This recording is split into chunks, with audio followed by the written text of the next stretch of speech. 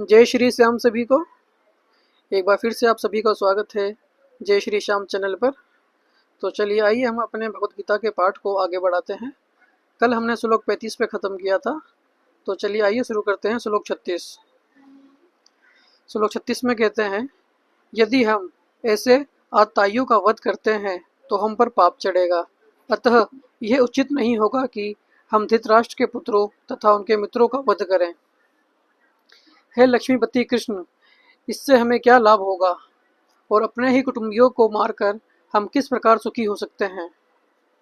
तात्पर्य, वैदिक आदेशानुसार आताई 6 प्रकार के होते हैं। 1. विष देने वाला। 2. घर में अग्नि लगाने वाला। 3. घातक हथियार से आक्रमण करने वाला। 4. धन लूटने वाला। 5. दूसरे की भूमि हड़पने वाला तथा 6. पराई स्त्री का अपहरण करने वाला। ऐसे आताइयों का तुरंत वध कर देना चाहिए, क्योंकि इनके वध से कोई पाप नहीं लगता। आताइयों का इस तरह वध करना किसी सामान्य व्यक्ति को शोभा दे सकता है, किंतु अर्जुन कोई सामान्य व्यक्ति नहीं है। वे स्वभाव से साधु है, अतः वे उनके साथ साधुवत व्यवहार करना चाहता था, किंतु इस प्रकार का व्यवहार क्षत्रिय के लिए उपयुक्त नहीं है। यद्यपि राज्य के प्रशासन के लिए उत्तरदायी व्यक्ति को साधु प्रकृति का होना चाहिए, किंतु उसे कायर नहीं होना चाहिए।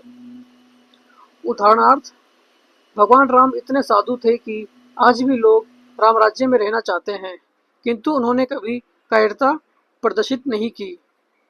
रावण आताई था क्योंकि वे राम की पत्नी सीता का अपहरण करके ले गया था, किंतु राम ने उसे ऐसा पाठ पढ़ाया जो विश्व इतिहास में बेजोड़ है। अर्जुन के प्रसंग में विशिष्ट प्रकार के आताइयों से भेंट होती है। ये है उसके निजी पितामह, आचार्य, मित्र, पुत्र, पौत्र इत्यादि। इसलिए अर्जुन ने विचार किया कि उनके प्रति वे सामान्य आताइयों जैसा कटु व्यवहार ना करे। इसके अतिरिक्त साधु पुरुषों को तो क्षमा करने की सलाह दी जाती है। साधु पुरुषों के लिए ऐसे आदेश किसी राजनीतिक आपातकाल से अधिक महत्व रखते हैं। इसलिए अर्जुन ने विचार किया कि राजनीतिक कारणों से सब जनों का वध करने की अपेक्षा धर्म तथा सदाचार की दृष्टि से उन्हें क्षमा कर देना श्रेयस्कर होगा। अतः क्षणिक शारीरिक सुख के लिए इस तरह वध करना लाभप्रद नहीं होगा। अंततः जब सारा राज्य तथा उससे प्राप्त सुख स्थायी नहीं है, तो फिर अपने सब जनों को मारकर वे अपने ही जीवन तथा शाश्वत मुक्ति को संकट में क्यों डाले। अर्जुन द्वारा कृष्ण को माधव अथवा लक्ष्मीपति के रूप में संबोधित करना भी सार्थक है। वे लक्ष्मीपति कृष्ण को ये बताना चाह रहा था कि वे उसे ऐसा काम करने के लिए प्रेरित ना करे जिससे अनिष्ट हो, किंतु कृष्ण कभी भी किसी का अनिष्ट नहीं चाहते, भक्तों का तो कदापि नहीं। श्लोक 37 और 38 एक साथ है।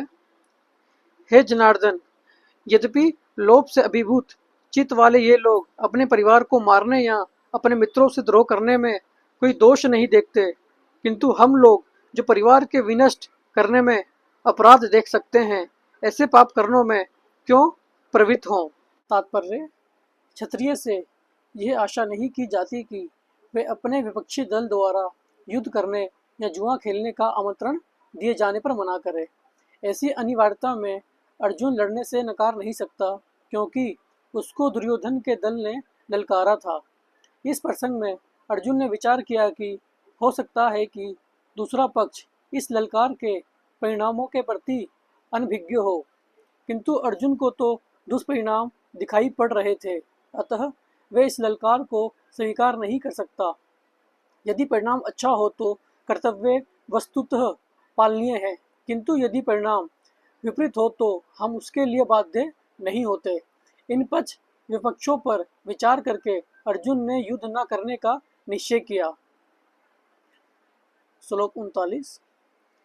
कुल का नाश होने पर सनातन कुल परंपरा नष्ट हो जाती है, और इस तरह शेष कुल भी अधर्म में प्रवृत्त हो जाता है।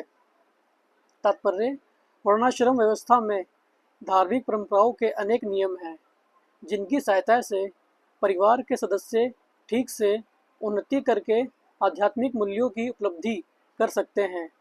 परिवार में जन्म से लेकर मृत्यु तक के सारे संस्कारों के लिए वयोवृद्ध लोग उत्तरदायी होते हैं।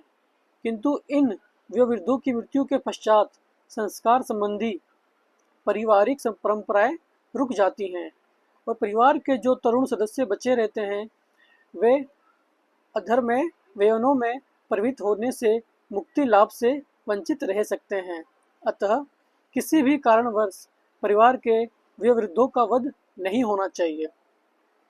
श्लोक 40। हे कृष्ण, जब कुल में अधर्म प्रमुख हो जाता है तो कुल की स्त्रियां दूषित हो जाती हैं और स्त्रीत्व के पतन से हे वृष्णिवंशी अवांछित संतानें उत्पन्न होती हैं। तात्पर्य, जीवन में शांति, सुख तथा आध्यात्मिक उन्नति का मुख्य सिद्धांत मानव समाज में अच्छी संतान का होना है। वर्णाश्रम धर्म के नियम इस प्रकार बनाए गए थे कि राज्य तथा जाति की आध्यात्मिक उन्नति के लिए समाज में अच्छी संतान उत्पन्न हो। ऐसी संतान समाज में स्त्री के सतीत्व और उसकी निष्ठा पर निर्भर करती हैं। जिस प्रकार बालक सरलता से कुमार्गामी बन जाते हैं, उसी प्रकार स्त्रियां भी पतोन्मुखी होती हैं। अतः बालकों तथा स्त्रियां दोनों को ही समाज के वयोवृद्धों का संरक्षण आवश्यक है। स्त्रियां विभिन्न धार्मिक प्रथाओं में संलग्न रहने पर वे विचारणी नहीं होंगी। चाणक्य पंडित के अनुसार सामान्यतः स्त्रियां अधिक बुद्धिमान नहीं होती, अतः वह विश्वसनीय नहीं है। इसलिए उन्हें विविध कुल परंपराओं में व्यस्त रहना चाहिए और इस तरह उनके सतीत्व तथा अनुरुक्ति से ऐसी संतान जन्मेगी जो वर्णाश्रम धर्म में भाग लेने के योग्य होंगी। ऐसे वर्णाश्रम धर्म के विनाश से यह स्वाभाविक है कि स्त्रियां स्वतंत्रता पूर्वक पुरुषों से मिल सकेंगी और वे विचार को परिचय मिलेगा, जिससे अवांछित संतानें उत्पन्न होंगी। निठल्ले लोग भी समाज में वे विचार को प्रेरित करते हैं और इस तरह अवांछित बच्चों की बाढ़ आ जाती है, जिससे मानव जाति पर युद्ध और महामारी का संकट छा जाता है। श्लोक 41। अवांछित संतानों की वृद्धि से निश्चय ही परिवार के लिए तथा पारिवारिक परंपरा को विनष्ट करने वालों के लिए नारकीय जीवन उत्पन्न होता है। ऐसे पतित कुल के पुरखों पितृलोक गिर जाते हैं, क्योंकि उन्हें जल तथा पिंड दान देने की क्रियाएं समाप्त हो जाती हैं। तात्पर्य, सकाम कर्म की विधि विधानों के अनुसार कुल के पितरों को समय समय पर जल तथा पिंडदान दिया जाना चाहिए। ये दान विष्णु पूजा द्वारा किया जाता है, क्योंकि विष्णु को अर्पित भोजन के उचिष्ट भाग प्रसाद के खाने से सारे पाप कर्मों से उद्धार हो जाता है। कभी कभी पितृगण विविध प्रकार के पाप कर्मों से ग्रस्त हो सकते हैं और कभी कभी उनमें से कुछ को स्थूल शरीर प्राप्त न हो सकने के कारण उन्हें प्रेतों के रूप में सूक्ष्म शरीर धारण करने के लिए बाध्य होना पड़ता है। अतः जब वंशजों द्वारा पितरों को बचा प्रसाद अर्पित किया जाता है तो उनका प्रेत योनि या अन्य प्रकार के दुखमय जीवन से उद्धार होता है। पितरों को इस तरह की सहायता पहुंचाना कुल परंपरा है और जो लोग भक्ति का जीवन यापन नहीं करते उन्हें यह अनुष्ठान करने होते हैं। केवल भक्ति करने से मनुष्य सैकड़ों या हजारों पितरों को ऐसे संकटों से उबार सकता है। जो पुरुष अन्य समस्त कर्तव्यों को त्याग कर मुक्ति के दाता मुकुंद के चरण कमलों की शरण ग्रहण करता है और इस पथ पर गंभीरता पूर्वक चलता है, वह देवताओं, मुनियों, सामान्य जीवों, सज्जनों, मनुष्यों या पितरों के प्रति अपने कर्तव्य या ऋण से मुक्त हो जाता है। श्री भगवान की सेवा करने से ऐसे दायित्व अपने आप पूरे हो जाते हैं। तो चलिए आज के लिए इतना ही। हम श्लोक 41 पे ख़त्म करते हैं। कल फिर इसके आगे हम शुरू करेंगे। तो आज के लिए आप सभी से जय श्री श्याम।